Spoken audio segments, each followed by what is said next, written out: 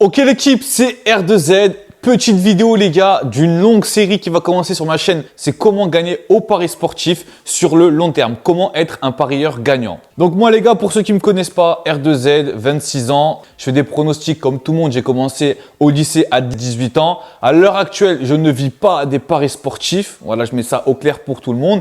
Par contre, j'arrive à être gagnant sur le long terme. Avoir une bankroll qui augmente de mois en mois, d'année en année. Aujourd'hui les gars, j'ai décidé de faire une petite vidéo pour vous expliquer en 5 étapes je pense. Donc du coup, il y aura 5 vidéos sur ce sujet-là. Comment faire des paris sportifs et être gagnant sur le long terme. Parce que certes, gagner 1 ou 2 tickets, c'est cool. Mais quand tu joues au paris sportif comme moi depuis 8 à 10 ans, gagner sur le très long terme, c'est encore mieux. Aujourd'hui les gars, la première étape, ça sera la gestion de bankroll. Pour moi les gars, c'est primordial d'avoir une gestion de bankroll. Il y a beaucoup de parieurs en France ou dans le monde entier qui ne savent pas gérer une bankroll. Déjà, quand vous suivez les gars un pronostiqueur et que ce pronostiqueur-là n'a pas de gestion de bankroll, arrêtez de suite. Au passage, ça me paraît évident, mais ne suivez jamais quelqu'un les gars qui ne montre pas son visage. Quelqu'un dont on ne connaît pas l'identité, ça veut dire clairement qu'il a quelque chose à se reprocher. Les gars, les avis que vous pouvez voir sur le net, Trustpilot, etc., c'est des avis achetés. Il n'y a aucun avis, les gars, qui est réel. Donc, arrêtez de croire en fait tout ce que vous voyez sur Internet. Aujourd'hui, on va parler de la gestion de bankroll. Donc, qu'est-ce qu'une gestion de bankroll?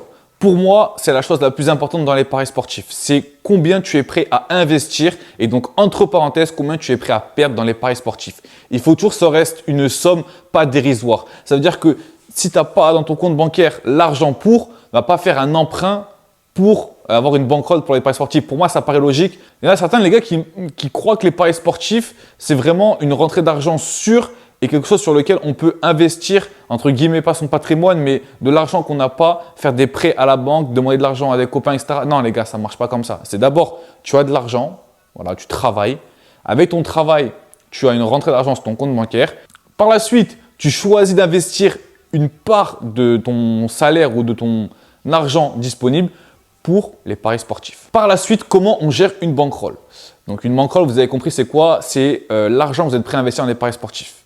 Donc moi, je vous conseille un site qui est 100% gratuit, ça s'appelle Bet Analytics. Vous avez le lien en description.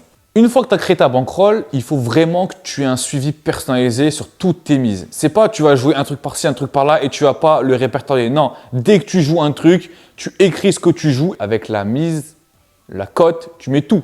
Sur le site, les gars, il est hyper simple. C'est gratuit. Bref, je te conseille ce site. Va checker par toi-même. Donc, par la suite, moi, ce que je te conseille, c'est mon avis personnel, c'est de ne pas dépasser des mises à 10%. En fonction de ta bankroll, en fonction de tes moyens, là, je comprends que si jamais tu as 100 € de bankroll, pas jouer plus de 10 € pour toi, ça te paraît un petit peu incohérent, dérisoire, on va dire ça comme ça. Si tu as une grosse bankroll au-dessus de 5 000 à 10 000 €, moi, je te conseille de ne pas jouer de plus de 10%. Pour les petites bankrolls, ceux qui sont en dessous de moins de 1000 €, moi, ce que je peux vous conseiller, c'est d'aller jouer jusqu'à 20 à 25% grand maximum. Ce pourcentage-là est à calculer en fonction de ta bankroll. Plus ta bankroll est haute, plus tes pourcentages de mise seront bas. Logiquement, si tu as 100 000 € de bankroll, tu ne vas pas taper des 20% sur chaque pari. Tu vas pas mettre 20 000 € sur chaque pari. Ça paraît logique. Donc, première chose, tu te crées une bankroll. Tu sais ce que tu mets dans les paris sportifs, ce que tu peux te permettre de perdre. À chaque fois, je le précise les gars, mais c'est très important.